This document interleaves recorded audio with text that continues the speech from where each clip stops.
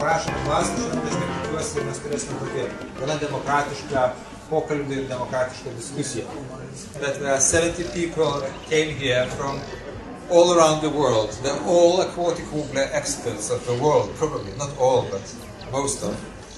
And I asked them to introduce yourself, and I said to the audience that I have asked you not to speak too complicated scientific stuff. Does the world need aquatic warbler? And I could now bore you for the rest of the evening with a justification why we should protect nature, the intrinsic right of species or ecosystem services or all sorts of things.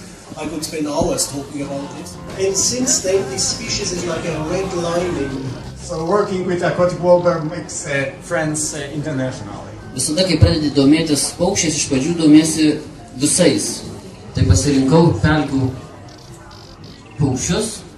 I became addicted to the aquatic warbler during my early ages of secondary school. If you look at its orientation capabilities, it is a long-distance migrant.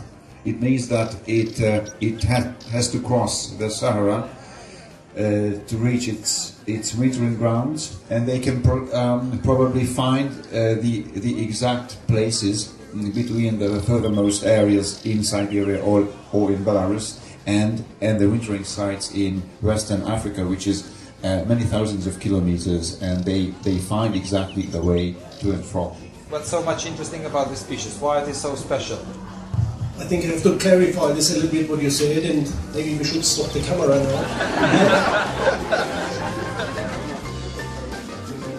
So we as researchers, we take advantage of this and use the songs of the males as the method of counting of the population size. So we count the singing males. It is our unit of number of population. When they advertise the stamina, the power. And the question is, how long do we live? Most of passerine birds don't live too long. They are rather short-lived animals. In captivity, 8 years. Maybe in the field, most birds will not survive the first year, but those who survive the first year will live mostly between 3 and 5 years. It's how it happens that the number of the object of the research is declined, while the researcher's number is increasing. Norėjau pasakyti, kad mes kalbam apie tą melinę rankinukę ir įsivaizduojam, kad jos visas gyvenimas yra toksai, vos nebohemiškas. Tai turim pasakyti, kad šita rūšis visą laiką kovoja už savo išlikimą ir labai stipriai. Todėl, kad jeigu pažiūrėtume į kaimyninės rūšis, kažkuria jos gyvena, pėlinis kalviukas, geltonoji kėlė, tai blogiausiu atveju gali gyventi pievoj, gali laukų pakrašty, gyventi dar kur nori. Bet melinė nendrinukė niekuomet negyvens paprastoji pievai, niekuomet negyvens laukuose ir panašiai jie reikalinga. Tai būtent toksai biotopas. Kadangi čia vis toj medžiagoj vaizdiniai, kurią matote, daugiau negu pusė vaizdų eina iš Nemuno deltos regioninio parko, todėl norisi paklausti tokį klausimą. Per mūsų parką praskrenda virš 300 rūšių paukščių, peri 180 paukščių rūšių. Iš tikrųjų toks klausimas gimsta kitas, ar labai svarbus tas vienas mažas paukštelis tam parkui? Iš šitokio kiekio, ar mes jį pajaustumėm? Aš norėčiau atsakyti taip, jeigu atvažiuoja užsieniečiai jūsų parką stebėti paukščių, koks būna klausimas, ką jie ten nori pirmiausiai pamatyti? Visi kaip susitarę, melinė nendrinukė. Visos kitos 300 rūšių pasidaro antraeilės, trečiaeilės. Iš tikrųjų, kada Žymantas su savo komanda pradėjo šnekėtis ten su ūkininkais, kadangi tas mūsų kraštas, visi žinot, užpilamas, užsemiamas, žmonės gana atšiaurūs, ūkininkai sunkaus charakterio, aš taip iš šono žiūrėjau, nelabai tikėjau, kad jam kažkaip tai pavyks, bet iš tikrųjų su ta komanda pavyko šnekėti su ūkininkais. Todėl tas paukštelis, aš už jį 100% tą klausimą tik reikėjo tokį užduoti. Bet iš tikrųjų tas paukštelis dvigubai naudingas.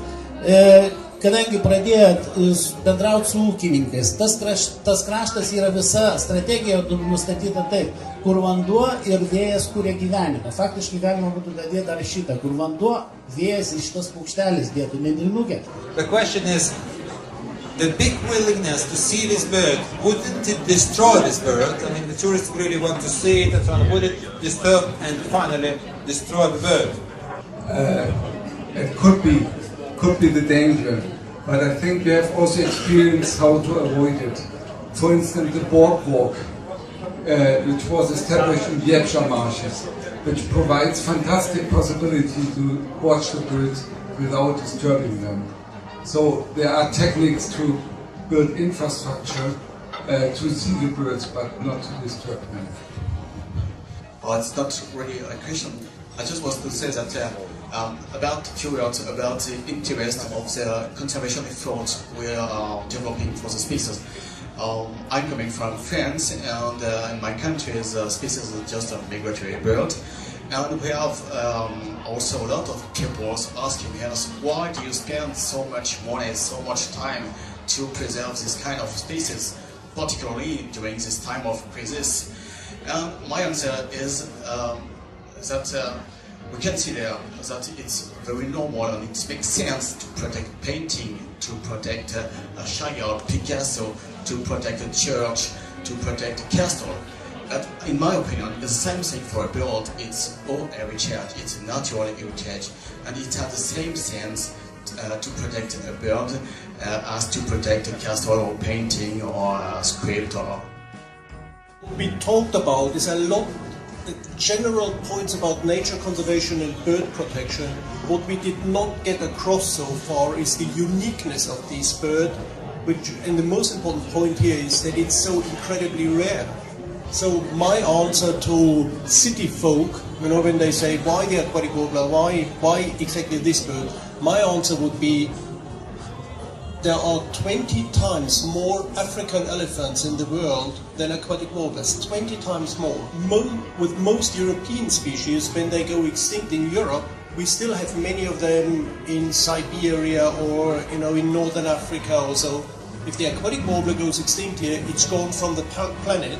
And that's a different dimension, so it is a unique bird. It is one of the rarest birds in Europe, well in fact one of the rarest in the world. It belongs into this group of globally threatened species, same as the African elephant, but the African elephant is in fact very, very common compared to the aquatic warbler.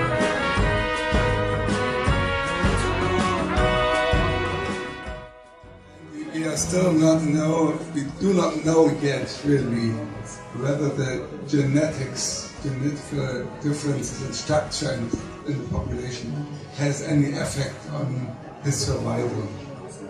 And we still have no idea why the birds disappeared from Hungary from 700 to 0. Geras pabaigos fonas skamba, tai aš norėčiau galbūt tada, ar yra dar koks nors klausimas?